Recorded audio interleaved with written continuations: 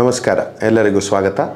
ನಾನು doctor Arjun S Kashyap, ಶ್ವಾಸಕೋಶ ತಜ್ಞ, ಶ್ರೀ ಶಂಕರ ಕ್ಯಾನ್ಸರ್ ಹಾಸ್ಪಿಟಲ್, ಶಂಕರಪುರ. ಹೋದ ಸಂಚಿಕೆಯಲ್ಲಿ ಡಾಕ್ಟರ್ ಶರತ್ ನಮ್ಮ ಸಹೋದರರು ನಿಮಗೆ ಆಸ್ತಮಾ ಬಗ್ಗೆ ತಿಳಿಸ್ಕೊಟ್ಟಿದ್ದಾರೆ. ಈಗ ಆಸ್ತಮಾ ಎಂದರೇನು, ಜಸ್ಟ್ ರೀಕ್ಯಾಪ್. ಇವಾಗ ಆಸ್ತಮಾ ಅಂತ ಹೇಳಿದರೆ ಒಂದು ಉಸಿರಾಟದ ತೊಂದರೆ.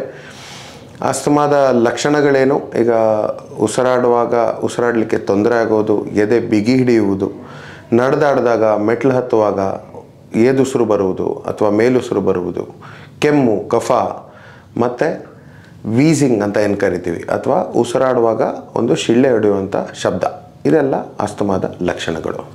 ಸೊ ಇವತ್ತು ನಾವು ಮುಂದುವರಿಸೋಣ ಆಸ್ತಮಾ ಈ ಕಾಯಿಲೆ ಬಗ್ಗೆ ತಿಳ್ಕೊಂಡು. ಇವತ್ತಿನ ಸಂಚಿಕೆಯಲ್ಲಿ ನಾವು ಆಸ್ತಮಾದ ಡಯಾಗ್ನೋಸಿಸ್ ಬಗ್ಗೆ ಮಾತಾಡೋಣ. ಈಗ ಆಸ್ತಮಾದ ಡಯಾಗ್ನೋಸಿಸ್ ಅಂದರೆ ಆಸ್ತಮಾ ತೊಂದರೆ ಇದೆಯಾ ಇಲ್ವಾ ಕಂಡುಹಿಡಿಯೋದು ಹೇಗೆ. ಅದರಲ್ಲಿ ಆಸ್ತಮಾ ಡಯಾಗ್ನೋಸಿಸ್ ಅಂದಾಗ ಅದು 3 ಭಾಗವಾಗಿ ನಾವು ವಿಂಗಡಿಸ್ತೀವಿ. ಮೊದಲನೇದಾಗಿ ಹಿಸ್ಟರಿ. ಇವಾಗ ಹಿಸ್ಟರಿ ಅಂತ ಹೇಳಿದರೆ ಯಾವಾಗಲಿಂದ ತೊಂದರೆ ಇದೆ, ಇವಾಗ ಕೆಮ್ಮು, ಕಫ, ಉಸಿರಾಡೋ ತೊಂದರೆ ಯಾವಾಗಿಂದ ಇದೆ, ಏನು ಮಾಡಿದ್ರೆ ಜಾಸ್ತಿ ಆಗುತ್ತೆ, ಏನು ಮಾಡಿದ್ರೆ ಕಡಿಮೆ ಆಗುತ್ತೆ, ಯಾವ ಮದ್ದು ತೊಗೊಂಡ್ರೆ ಕಡಿಮೆ ಆಗುತ್ತೆ, ಯಾವ ಇಂಜೆಕ್ಷನ್ ಹಾಕಿಸ್ಕೊಂಡಿದ್ದೀರಾ, ಎಷ್ಟು ಸಲ ಹಾಕಿಸ್ಕೊಂಡಿದ್ದೀರಾ, ಇದೆಲ್ಲ ಒಂದು ಹಿಸ್ಟ್ರಿ. ಅದಲ್ಲದೆ ಟೆಸ್ಟಿಂಗ್ ಅಂತ ಹೇಳ್ತೀವಿ. ಟೆಸ್ಟಿಂಗ್ ಅಂತ ಹೇಳಿದಾಗ ನಮಗೆ ಅದರಲ್ಲಿ ಬೇರೆ ಬೇರೆ ವಿಧಾನಗಳಿದ್ದಾವೆ. ಒಂದು ಇಮೇಜಿಂಗ್ ಅಂತ ಹೇಳಿದ್ರೆ ಚೆಸ್ಟ್ ಎಕ್ಸ್ರೇ ಆಗಿರ್ಬೋದು, CT ಸ್ಕ್ಯಾನ್ ಆಗಿರ್ಬೋದು. ಅದಲ್ಲದೆ ಟೆಸ್ಟಿಂಗಿಗೆ ಬಂದಾಗ ಪಲ್ಮನರಿ ಫಂಕ್ಷನ್ ಟೆಸ್ಟ್ ಅಂತ ಹೇಳ್ತೀವಿ. ಅಂದರೆ ಊದುವ ಪರೀಕ್ಷೆ, ಶ್ವಾಸಕೋಶದ ಪರೀಕ್ಷೆ, ಅದರದ್ದು ಕೆಪ್ಯಾಸಿಟಿ ಏನಿದೆ, ಅದರದ್ದು ಊದುವ ಕೆಪ್ಯಾಸಿಟಿ ಏನಿದೆ, ಗಾಳಿ ತುಂಬುವ ಕೆಪ್ಯಾಸಿಟಿ ಏನಿದೆ, ಉಸಿರಾಟದಲ್ಲಿ ಏನಾದರೂ ತೊಂದರೆ ಇದೆಯಾ, ತಡೆ ಬರ್ತಾ ಇದೆಯಾ, ಅಬ್ಸ್ಟ್ರಕ್ಷನ್ ಇದೆಯಾ, ಅಥವಾ ಉಸಿರು ತುಂಬಿಕೊಳ್ಳೋದ್ರಲ್ಲಿ ಕಷ್ಟ ಇದೆಯಾ, ಇದನ್ನೆಲ್ಲ ನೋಡುವಂಥದ್ದು ಪಲ್ಮನರಿ ಫಂಕ್ಷನ್ ಟೆಸ್ಟ್. ಇದಲ್ಲದೆ ನೆಕ್ಸ್ಟ್ ಬ್ರಾಂಕಿಯಲ್ ಪ್ರೊವೊಕೇಷನ್ ಟೆಸ್ಟಿಂಗ್ ಅಂತ ಹೇಳ್ತೀವಿ. ಬ್ರಾಂಕಿಯಲ್ ಪ್ರೊವೊಕೇಷನ್ ಟೆಸ್ಟಿಂಗ್ ಅಂತ ಹೇಳಿದಾಗ ಒಂದು ಪದಾರ್ಥವನ್ನು ಪೇಷಂಟಿಗೆ ಶ್ವಾಸಕೋಶದಲ್ಲಿ ಉಸಿರಾಡೋ ಥರ ಕೊಟ್ಟು ನಾವು ಮತ್ತೆ ಪಲ್ಮನರಿ ಫಂಕ್ಷನ್ ಟೆಸ್ಟಿಂಗ್ ಮಾಡಿ ನೋಡೋದು ವೆದರ್ ಆ ವಸ್ತುವಿಂದ ಅವರಿಗೆ ತೊಂದರೆ ಉಂಟಾಗುತ್ತಾ ಇಲ್ವಾ, ಅಥವಾ ಅದು ಪಲ್ಮನರಿ ಫಂಕ್ಷನ್ ಟೆಸ್ಟಲ್ಲಿ ನಮಗೆ ಕಂಡು ಬರುತ್ತಾ ಇಲ್ವಾ. ಇವಾಗ ನಾರ್ಮಲ್ PFT ಇರೋರಲ್ಲಿ ಅಥವಾ ನಿಯರ್ ನಾರ್ಮಲ್ PFT ಇರೋರಲ್ಲಿ ಬಟ್ ಕ್ಲಿನಿಕಲ್ ಹಿಸ್ಟ್ರಿ ತುಂಬ ಆಸ್ತಮಾ ಸಜೆಸ್ಟಿವ್ ಆಗಿರೋರಲ್ಲಿ ನಾವು ಇದನ್ನು ಪ್ರಯೋಗ ಮಾಡ್ಬೋದು. ಬ್ರಾಂಕಿಯಲ್ ಪ್ರೊವೊಕೇಷನ್ ಟೆಸ್ಟಿಂಗ್ ಅಂತ ಹೇಳ್ತೀವಿ. ಇದಲ್ಲದೆ ಪೀಕ್ ಫ್ಲೋ ಮಾನಿಟರಿಂಗ್ ಅಂತ ಹೇಳ್ತೀವಿ. ಪೀಕ್ ಫ್ಲೋ ಮೀಟರ್ ಅಂತ ಒಂದು ವಸ್ತು ಇದೆ. ಅದರಿಂದ ನಾವು ಶ್ವಾಸಕೋಶದ ಟೆಸ್ಟಿಂಗನ್ನು ಮಾಡ್ಬೋದು. ಈಗ ಪೀಕ್ ಫ್ಲೋ ಮೀಟರ್ ಮಾನಿಟರಿಂಗ್ ಅಂತ ಹೇಳಿದ್ರೆ ಅದು ಪೇಷಂಟ್ಸ್ ತಮ್ಮ ಮನೆಯಲ್ಲೇ ಮಾಡಬಹುದಾದಂತಹ ಒಂದು ಟೆಸ್ಟ್. ಇದನ್ನು ಬೇರೆ ಬೇರೆ ಟೈಮ್, ದಿನದ ಬೇರೆ ಬೇರೆ ಟೈಮ್, ಬೆಳಿಗ್ಗೆ, ಮಧ್ಯಾಹ್ನ, ಸಾಯಂಕಾಲ, ಅಥವಾ ಬಿಸಿಲಿದ್ದಾಗ, ಟೆಂಪ್ರೇಚರ್ ಕಡಿಮೆ ಇದ್ದಾಗ ಎಲ್ಲ ಮಾಡಿ ನಾವು, ಯಾಕಂದರೆ ಇದು ಪೀಕ್ ಫ್ಲೋ ಅನ್ನೋದು ಪ್ರತಿಯೊಬ್ಬ ಪೇಷಂಟ್ನ ಅವ್ರದ್ದೇ ಆದಂತಹ ಒಂದು ನಾರ್ಮಲ್ ವ್ಯಾಲ್ಯೂಸ್ ಇರುತ್ತೆ. ಸೊ ಆ ನಾರ್ಮಲ್ ವ್ಯಾಲ್ಯೂಸ್ಗೆ ಕಂಪೇರ್ ಮಾಡಿ ಎಷ್ಟು ಕಡಿಮೆ ಆಗುತ್ತೆ ಅನ್ನೋದರಲ್ಲಿ ನಾವು ಯಾವ ಥರದ ಟ್ರೀಟ್ಮೆಂಟ್ ಅವ್ರಿಗೆ ಕೊಡಬೇಕು ಅನ್ನೋದನ್ನು ನಾವು ಖಚಿತ ಮಾಡ್ಬೋದು. ಮುಂದೆ ಡಯಾಗ್ನೋಸಿಸಲ್ಲಿ 3ನೇದಾಗಿ ಆ್ಯಂಡ್ ಮೋಸ್ಟ್ ಇಂಪಾರ್ಟೆಂಟಾಗಿ ಕ್ಲಿನಿಕಲ್ ಎಕ್ಸಾಮಿನೇಷನ್ ಅಂತ ಹೇಳಿದರೆ ಇವಾಗ ಪೇಷಂಟ್ ಹೇಗಿದ್ದಾರೆ, ಅವರಿಗೆ ಅಲರ್ಜಿ ಅಥವಾ ಆಸ್ತಮಾದು ಬೇರೆ ಬೇರೆ ಸೈನ್ಸ್ ಏನಾದರೂ ಇದೆಯಾ. ಅಲರ್ಜಿಕ್ ಶೈನ್ ಅಂತ ಹೇಳ್ತೀವಿ. ಅಲರ್ಜಿಕ್ ರೈನೈಟಿಸ್ ಇರೋರಲ್ಲಿ ಇಲ್ಲಿ ಒಂದು ಲೈನ್ ಕಂಡು ಬರುತ್ತೆ. ಮತ್ತು ಕಣ್ಣುಗಳಲ್ಲಿ ಅಲರ್ಜಿಕ್ ಕಂಜಂಕ್ಟಿವೈಟಿಸ್ ಆಗುವಂಥದ್ದು, ಅಥವಾ ಅಟೋಪಿ, ಸ್ಕಿನ್ನಲ್ಲಿ ರ್ಯಾಷಸ್ ಆಗುವಂಥದ್ದು, ಆ ಥರದ್ದೇನಾದರೂ ಇದೆಯಾ. ಮತ್ತು ನಮ್ಮ ರೆಸ್ಪಿರೇಟರಿ ಸಿಸ್ಟಮಿಗೆ ಬಂದಾಗ ಅಲ್ಲಿ ನಮಗೇನಾದರೂ ವೀಸ್ ಕೇಳಿ ಬರ್ತಾ ಇದೆಯಾ, ಅಥವಾ ಇನ್ಫೆಕ್ಷನ್ ಇರೋ ಥರ ಏನಾದರೂ ಸೈನ್ಸ್ ಏನಾದರೂ ಕಂಡು ಬರ್ತಾ ಇದೆಯಾ. ಇದನ್ನೆಲ್ಲ ನೋಡೋವಂಥದ್ದು ಕ್ಲಿನಿಕಲ್ ಎಕ್ಸಾಮಿನೇಷನ್. ಇದು very important part of diagnosis. ಈಗ ನಾವು ಆಸ್ತಮಾ ಕಂಡುಹಿಡಿಯೋದು ಹೇಗೆ ಅಂತ ತಿಳ್ಕೊಂಡ್ವಿ, ಡಯಾಗ್ನೋಸಿಸ್ ಹೇಗೆ ಅಂತ ತಿಳ್ಕೊಂಡ್ವಿ. ಮುಂದೆ ಆಸ್ತಮಾದ ಟ್ರೀಟ್ಮೆಂಟ್ ಹೇಗೆ ಮಾಡೋದು, ಅದರ ಚಿಕಿತ್ಸೆ ಹೇಗೆ ಮಾಡ್ತೀವಿ ಅನ್ನೋದನ್ನು ತಿಳ್ಕೊಳ್ಳೋಣ. ಸೊ ಮೊದಲನೇದಾಗಿ ಅಲರ್ಜೆನ್ ಅವಾಯ್ಡೆನ್ಸ್, ಅಥವಾ ನಿಮಗೆ ತೊಂದರೆಯನ್ನು ಉಂಟು ಮಾಡುವಂತಹ ಒಂದು ವಸ್ತು ನಿಮಗೆ ಗೊತ್ತಾದಲ್ಲಿ ಅದನ್ನು ಅವಾಯ್ಡ್ ಮಾಡುವಂಥದ್ದು. ಸೊ ಫಾರ್ ಎಕ್ಸಾಂಪಲ್ ಧೂಳು ಮತ್ತು ಪೋಲನ್ ಅಂತೇನು ಹೇಳ್ತೀವಿ, ಪಾರ್ಥೇನಿಯಂ ಗಿಡ ಆಗಿರ್ಬೋದು, ಅಥವಾ ಬೇರೆ ಫ್ಲವರಿಂಗ್ ಪ್ಲಾಂಟ್ಸ್ ಆಗಿರ್ಬೋದು, ಅದರದ್ದು ಸೀಡ್ಸ್ ಎಲ್ಲ ಏನು ಡ್ಯೂರಿಂಗ್ ಪೋಲಿನೇಷನ್ ಏನು ಗಾಳಿಲಿ ಇರುತ್ತೆ ಅದು ಆಸ್ತಮಾ ಉಂಟು ಮಾಡುತ್ತೆ. So pollen. ಮತ್ತು ಕಾಕ್ರೋಚ್ ಬಾಡಿಯಲ್ಲಿರುವಂತಹ ಒಂದು ಪ್ರೋಟೀನ್ ಕೂಡ ಆಸ್ತಮಾಗೆ ಒಂದು ಅಲರ್ಜನ್ ಆಗಿ ಕಂಡು ಬಂದಿದೆ.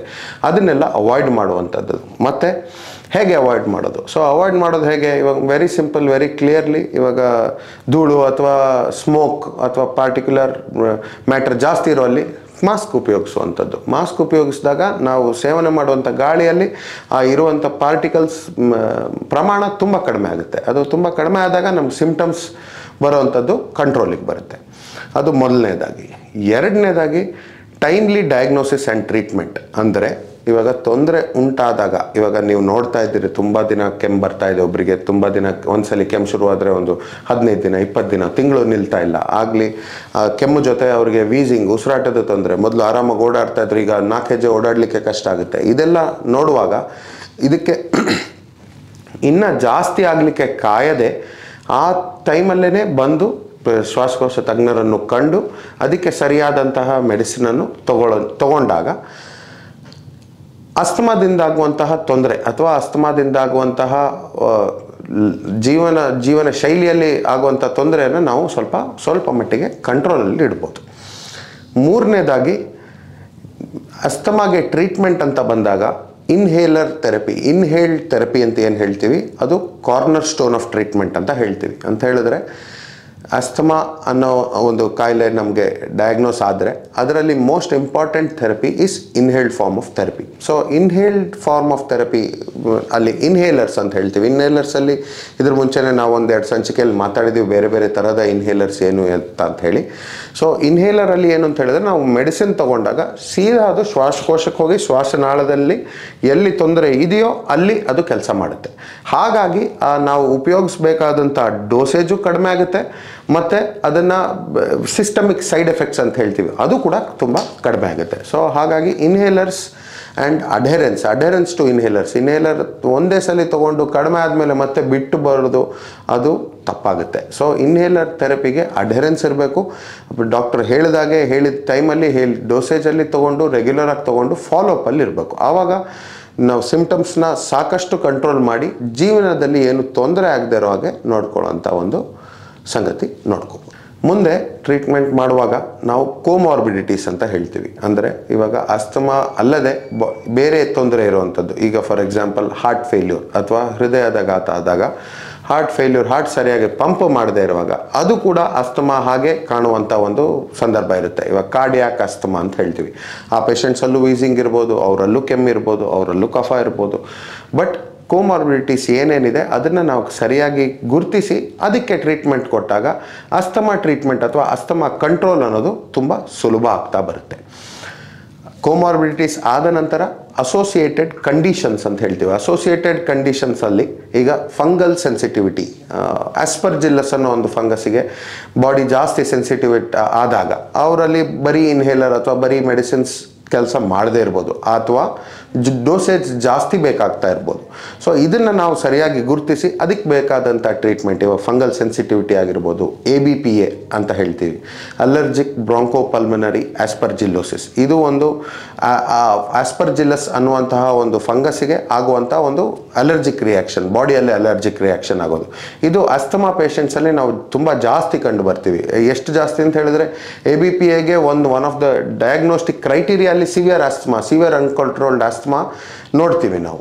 ಸೊ ಸಿವಿಯರ್ ಅನ್ಕಂಟ್ರೋಲ್ಡ್ ಆಸ್ತಮಾ ಇದ್ದಾಗ ಇದು ಎಲ್ಲದನ್ನು ನಾವು ನೋಡಬೇಕಾಗುತ್ತೆ. ಇದಲ್ಲದೆ ಗ್ಯಾಸ್ಟ್ರೈಟಿಸ್ ಅಥವಾ simple disease such as gastroesophageal reflux ಅಂತ ಹೇಳ್ತೀವಿ. ಅಂದರೆ ತಿಂದಿದ್ದು ಸರಿಯಾಗಿ ಅರಗದೆ ಅನ್ನನಾಳಕ್ಕೆ ವಾಪಸ್ ಬರುವಂಥದ್ದು. ಸೊ ಅದಿದ್ದಾಗಲೂ ಕೂಡ ಅದು ಆಸ್ತಮಾ ತೊಂದರೆಯನ್ನು ಜಾಸ್ತಿ ಮಾಡುತ್ತೆ ಅಥವಾ ಅದರ ಕಂಟ್ರೋಲನ್ನು ಕಷ್ಟ ಮಾಡುತ್ತೆ. ಸೊ ಹಾಗಾಗಿ ಇದರ ಎರಡನ್ನೂ ನಾವು ಟ್ರೀಟ್ಮೆಂಟ್ ಇದೆಲ್ಲ ಒಂದೊಂದು ಇದನ್ನು ನಾವು ಕಂಡುಹಿಡ್ಕೊಂಡು ಅದಕ್ಕೆ ಟ್ರೀಟ್ಮೆಂಟ್ ನಾವು ಕೊಟ್ಟಾಗ ಅಸ್ತಮಾ ಕಂಟ್ರೋಲ್ ಸುಲಭವಾಗುತ್ತೆ. ಮುಂದೆ ಹೋಗ್ತಾ ಈಗ ನಾವು ಅಸ್ತಮಾ ಏನು ಅಂತ ಗುರುತಿಸಿದ್ವಿ, ಅದಕ್ಕೆ ಹೇಗೆ ಟ್ರೀಟ್ಮೆಂಟ್ ಕೊಡೋದು ಅಂತ ತಿಳ್ಕೊಂಡ್ವಿ. ಹೇಗೆ ಮುಂದೆ ಪ್ರಿವೆಂಟ್ ಮಾಡೋದು ಹೇಗೆ, ಅಲರ್ಜನ್ ಅವಾಯ್ಡೆನ್ಸ್ ಬಗ್ಗೆ ಮಾತಾಡಿದ್ವಿ.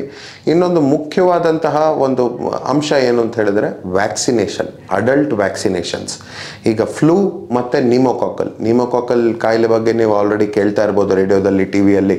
ಈಗ ಮೆದುಳು, ಮಧ್ಯಕಿವಿ ಮತ್ತು ರೆಸ್ಪಿರೇಟರಿ ಸಿಸ್ಟಮ್ನೆಲ್ಲ ಇನ್ವಾಲ್ವ್ ಮಾಡೋಂಥ ಒಂದು ಬ್ಯಾಕ್ಟೀರಿಯಾ ನಿಮೋಕಾಕಸ್ ಅಂತ ಹೇಳ್ತೀವಿ. ಅದರ ವಿರುದ್ಧ ನಾವು ಸಿವಿಯರ್ ಡಿಸೀಸ್ ಆಗದೇ ಇರೋ ಹಾಗೆ ತಡೆಗಟ್ಟೋ ಹಾಗೆ ನಾವು ವ್ಯಾಕ್ಸಿನೇಷನ್ಸ್ ತೊಗೊಳ್ಬೋದು. ಅದು ಒಂದು. ಎರಡನೇದು ಫ್ಲೂ ಅಂತ ಹೇಳಿದ್ರೆ H1N1 ಎಲ್ಲರೂ ಕೇಳಿ ಇದ್ದೇ ಇದ್ದೀರಾ. H1N1 2009 ಬಂದಾಗ ತುಂಬ ತೊಂದರೆ ಉಂಟು ಮಾಡ್ತು, ತುಂಬ ಜೀವಗಳನ್ನು ತಗೊಳ್ತು. ಪ್ಯಾಂಡಮಿಕ್ ಆಗಿ ಅಂದರೆ ಆಲ್ ಓವರ್ ದ ವರ್ಲ್ಡ್ ಜಗದಾದ್ಯಂತ ನಾವು ಆ ಕಾಯಿಲೆಯನ್ನು ಕಂಡ್ವಿ. So ಫ್ಲೂನ prevent ಮಾಡೋವಂಥದ್ದು. ಈಗ ಫ್ಲೂ ಅಂತ ಹೇಳಿದಾಗ ಅದು ಪ್ರತಿ ವರ್ಷ ಅದರಲ್ಲಿ ಬೇರೆ ಬೇರೆ ಸಣ್ಣ ಬದಲಾವಣೆಗಳನ್ನ ನಾವು ನೋಡ್ತೀವಿ. H1N1 ಆಗಿರ್ಬೋದು, ಈಗ H5N1 ಅಂತ ಹೇಳ್ತೀವಿ ಕೋಳಿ ಜ್ವರ, ಅಥವಾ H3N2 ಅಂತ ಹೇಳ್ತೀವಿ, ಅದು ಹೋದ್ಸಲಿ ಕೋವಿಡ್ ಜೊತೆಯಲ್ಲಿ ನಾವು H3N2 ನೋಡಿದ್ವಿ. ಹಂದಿ ಜ್ವರ ಅಗೇನ್ H5N1. ಸೊ ಇದೆಲ್ಲ ನಾವು ನೋಡ್ತಾ ಇರ್ತೀವಿ. ಹೀಗಿರುವಾಗ ನಾವು ಫ್ಲೂ ವ್ಯಾಕ್ಸಿನೇಷನ್ ತಗೊಂಡಾಗ ಆ ಸಿವಿಯರ್ ಡಿಸೀಸ್ ಅಂದರೆ ಕಾಯಿಲೆ ಬಂದು ನಿಮೋನಿಯಾ ಆಗಿ ನಾವು ICUಲಿ ಬರೋವಂಥದ್ದನ್ನು ನಾವು ತಡಿಬೋದು. ಸೊ ಇದಕ್ಕಾಗಿ ನಾವು ವ್ಯಾಕ್ಸಿನೇಷನ್ನ ಪ್ರತಿಯೊಬ್ಬ ಅಸ್ತಮಾ ಪೇಷಂಟನ್ನು ತಗೊಳ್ಬೇಕು ಅಂತ ಹೇಳ್ತೀವಿ. ಅದಕ್ಕೆ ಆದಂಥ ಒಂದು ಸ್ಕೆಡ್ಯೂಲ್ ಇದೆ. ಆ ಸ್ಕೆಡ್ಯೂಲನ್ನು ನಾವು ಫಾಲೋ ಮಾಡಿದಾಗ ದೆನ್ ಅದರಿಂದ ಆಗುವಂಥ ತೊಂದರೆಗಳನ್ನ ನಾವು ದೂರ ಇಡ್ಬೋದು. Last but not the least important, ಇದೆಲ್ಲ ಮಾಡಿ ಆದಮೇಲೂ ನಾವು ಏನು ಮಾಡ್ಬೋದು ನಮ್ಮ ಲಂಗ್ ಇಂಪ್ರೂವ್ ಮಾಡಲಿಕ್ಕೆ ಅಥವಾ ಅಸ್ತಮಾನ ದೂರ ಇಡಲಿಕ್ಕೆ ಅಂದರೆ ಎಕ್ಸರ್ಸೈಸ್. ಸೊ ಎಕ್ಸರ್ಸೈಸಲ್ಲಿ ವಿಧವಾದಂಥ ಎಕ್ಸರ್ಸೈಸ್, ಲಂಗ್ಗೆ ಇಂಪ್ರೂವ್ಮೆಂಟ್ ಆಗುವಂತಹ ಎಕ್ಸರ್ಸೈಸಸ್ ಇದೆ, ನಾರ್ಮಲ್ ಜನರಲ್ ವೆಲ್ಬೀಯಿಂಗಿಗೆ ಇರುವಂತಹ ಎಕ್ಸರ್ಸೈಸ್. ಈಗ ಲಂಗ್ಗೆ ಇಂಪ್ರೂವ್ಮೆಂಟ್ ಆಗುವಂಥದ್ದಲ್ಲಿ ಎಸ್ಪೆಷಲಿ ಸ್ವಿಮ್ಮಿಂಗ್.